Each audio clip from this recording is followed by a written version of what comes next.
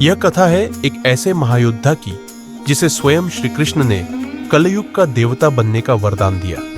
नाम था बारबरीक, भीम के पौत्र और घटोत्कच के पुत्र। जन्म से ही वह अतुल पराक्रमी था, पर उसका मन सदा धर्म और करुणा में रमा रहता था। बारबरीक ने गुरु से अस्त्र शस्त्र की शिक्षा ली और तपस्या कर 3 दिव्य बाण प्राप्त किए। एक बाण से वह शत्रु को चिह्नित करता, दूसरे से उन सबको मार गिराता और तीसरे से उन्हें पुनः जीवित कर देता। उसकी धनुष विद्या इतनी अद्भुत थी कि देवता भी चकित रह जाए। जब महाभारत का महासंग्राम छिड़ा, बारबरीक ने मां से आज्ञा मांगी कि वह युद्ध में भाग ले। उसकी मां नागकन्या मोरवी ने वचन लिया, बेटा तू सदैव हार के पक्ष में ही लड़ेगा, क्योंकि वही न्याय की पुकार होती है। श्री कृष्ण को ध्यात हुआ कि यदि बारबरीक युद्ध भूमि में उतरा तो युद्ध की दिशा ही बदल जाएगी। इसलिए वे ब्राह्मण वेश में उसके समक्ष आए। उन्होंने पूछा, तुम्हारे 3 ही बाण हैं, क्या इनसे पूरा महायुद्ध जीत सकते हो?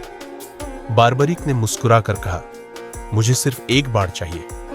कृष्ण ने परीक्षा ली। एक विशाल पीपल का वृक्ष दिखाकर कहा, इन पत्तों में से सभी को छेदना होगा। बारबरीक ने आंखें मूंदी, एक बाण चलाया और वह बाण हवा में घूम घूम कर सभी पत्तों को छेदता गया। तभी श्री कृष्ण ने एक पत्ता अपने पैर के नीचे छिपा लिया, लेकिन वह बाण वहीं आकर रुका और श्री कृष्ण के पैर के चारों ओर मंडराने लगा। कृष्ण चकित हुए, इसका मतलब यह बाण मेरे पैर को भी छेद देगा। तब बारबरीक बोला, मुझे कहें, मैं बाण को वापस बुला लूंगा। श्री कृष्ण ने अब अपना असली रूप दिखाया और कहा, हे वीर, मैं चाहता हूं कि युद्ध से पूर्व तू मुझे अपना शीश दान में दे। बारबरीक तनिक भी विचलित नहीं हुआ। उसने कहा, प्रभु, यह शरीर तो व्यर्थ है, यदि आप प्रसन्न हो तो मेरा शीश समर्पित है। उसने स्वयं अपने हाथों से तलवार उठाई और मुस्कुराते हुए अपना शीश काट दिया। श्री कृष्ण ने उसके त्याग से प्रसन्न होकर कहा, तेरा नाम अब श्याम होगा।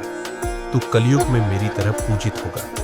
जो सच्चे भाव से तुझे याद करेगा, तू उसकी सभी पीड़ाएं हर लेगा। तेरी भक्ति से चमत्कार होंगे और खाटू में तेरा मंदिर युगों युगों तक भक्तों का आश्रय बनेगा। आज वही बारबरीक खाटू श्याम जी के नाम से पूजे जाते हैं। रणभूमि के वह साक्षी जिनका शीश अब भी युद्ध देखता है और भक्तों का भाग्य लिखता है।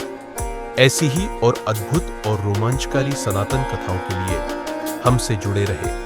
वीडियो को लाइक करें, चैनल को सब्सक्राइब करें। इन दिव्य प्रसंगों को अपने बच्चों तक अवश्य पहुंचाएं, ताकि उनके हृदय में सनातन धर्म और ईश्वर में अटूट आस्था बनी रहे। जय श्री राम।